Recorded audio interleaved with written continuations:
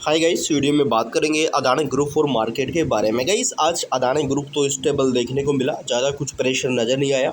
But market के अंदर guys again फिर से जो करेक्शन है वो देखने को मिल रहा है। गाइस क्या अपडेट है मार्केट को लेकर, क्या मार्केट यहाँ पे गिरावट के पीछे कोई बड़ी वजह है? तो 5 रीजंस मैं आपको यहाँ पे मार्केट की गिरावट के देने वाला हूँ, क्योंकि ईरान अमेरिका इनके बीच जो तनाव है फिर से बढ़ने की खबरें देखने को मिल रही है। इसके चलते जो क्रूड ऑयल है उसकी कीमतें बढ़ती हुई नज़र आ रही है।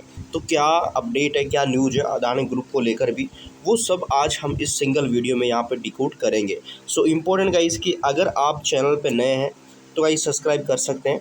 साथ ही साथ गाइस देखिए, शेयर बाज़ार में इन्वेस्टमेंट करना जोखिम से भरा हुआ है, तो आप इस चीज़ को भी समझिए और अपनी रिसर्च करना मिस मत करिए। देखिए अदानी ग्रुप को लेकर अगर खबरों की बात करूं मैं, तो शेयर बाज़ार और ब्रोकर की बड़ी खबर है, यानी कि बर्नस्टीन की बुलिश रिपोर्ट यहाँ पे अदानी ग्रुप को देखने को मिल रही है।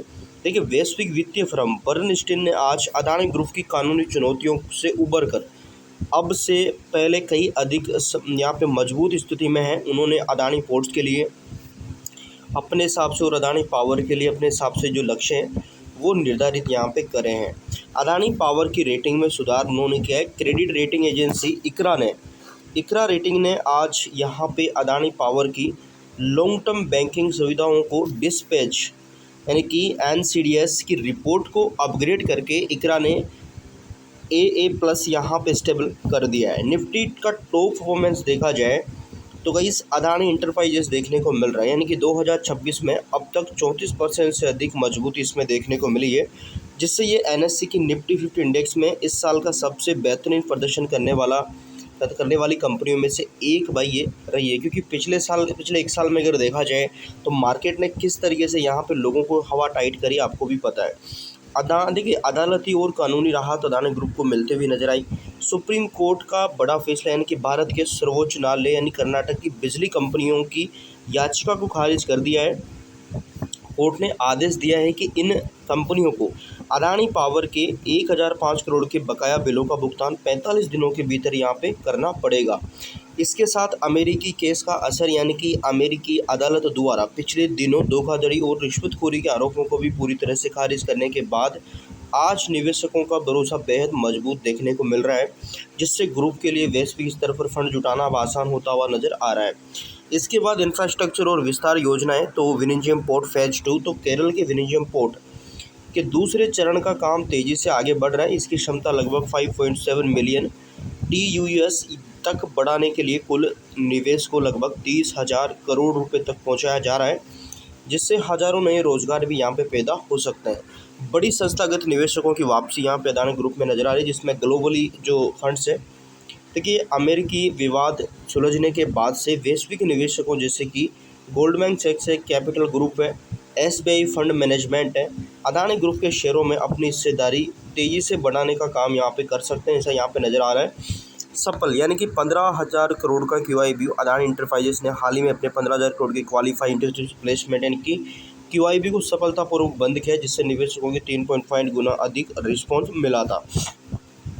देखिए इसके साथ डेटा सेंटर और सोलर बिजनेस में तेजी, तो बड़ा हाइपर स्केल ऑर्डर, यानी कि अदानी ग्रुप के डेटा सेंटर्स बिजनेस को 400 मेगावाट का एक नया hyper scale data centre order मिला है। इसके विस्तार के लिए कंपनी ने हाल ही में लगभग 800 मिलियन का लोन भी सुरक्षित यहाँ पे किया है। सोलर मॉड्यूल क्षमता, यानी कि कंपनी की सोलर मॉड्यूल मैन्युफैक्चरिंग क्षमता अब आगे बढ़कर 5.7 गीगावाट के स्तर पर पहुँच चुकी है। इसी के साथ गाइस देखा जाए तो भारतीय बाजार का क्या चल रहा है भाई। भारतीय बाजार आज देखा जाए 18 अगस्त को तो तकरीबन निफ्टी 132 अंक गिरकर 24,155 अंकों के आसपास देखने को मिला, जबकि सेंसेक्स 492 अंक की गिरावट में देखने को मिला। तो इसके पीछे 5 रीज़न बताए गए गाइस। पहला है अमेरिका ईरान तनाव, यहाँ पे जियोपॉलिटिकल क्राइसिस। देखिए पहला रीज़न ये है कि अमेरिका पश्चिमी एशिया में भू राजनीतिक तनाव इस गिरावट की सबसे बड़ी वजह बना है। अमेरिका और ईरान के बीच चल रही शांति वार्ता विफल हो गई है। अमेरिकी राष्ट्रपति डोनाल्ड ट्रंप द्वारा युद्ध विराम समझौते को आगे बढ़ाने के इनकार करने के बाद ईरान ने अपने सेना को पूरी तरह से आक्रामक मुद्रा में डाल दिया है, जिससे स्टेट ऑफ हॉर्मुज फिर से बंद होने का रुकावट की आशंका बाजार की बढ़ गई है।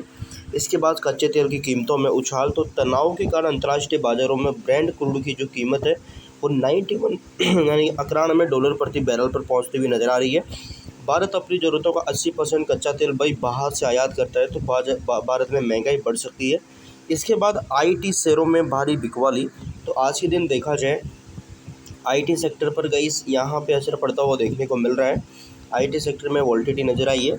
इसके बाद देखिए अमेरिकी बॉन्ड शील्ड और डॉलर इंडेक्स का बढ़ना, तो अमेरिका में 10 साल की ट्रेजरी बॉन्ड शील्ड ये बढ़कर 4.73 पर पहुंच चुकी है।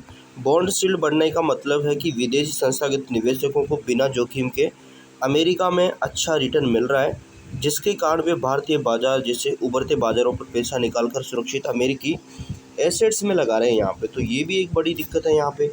भारतीय रुपए में रिकॉर्ड कमजोरी, तो कच्चे तेल की बढ़ती कीमतों के कारण विदेशी निवेशकों द्वारा की जा रही लगातार बिकवाली के कारण भारतीय रुपया अमेरिकी डॉलर के मुकाबले 7 पैसे कमज़ोर होकर 95.68 रिकॉर्ड निचले स्तर पर पहुंचता हुआ देखने को मिल रहा है, यानी कि रुपया अभी लगातार गिर रहा है।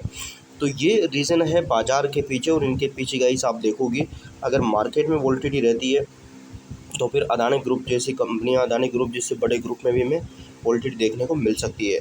तो ये सारी खबरें हैं गाइस, तो ध्यान रहिए, आप अपनी रिसर्च करिए, उसके बाद आप अपना डिसीजन लें, क्योंकि बाज़ार में जोखिम है, रिस्क है, और अपडेट आपने देख लिया किस तरीके की नज़र आ रही है। तो प्लीज़ आप, अगर आपको वीडियो अच्छा लगा हो तो चैनल को सब्सक्राइब करना मिस मत करेगा, ताकि आगे भी आपको अपडेट मिलते रहे। बाकी अपने रिसर्च ज़रूर करें। So thank you for watching guys.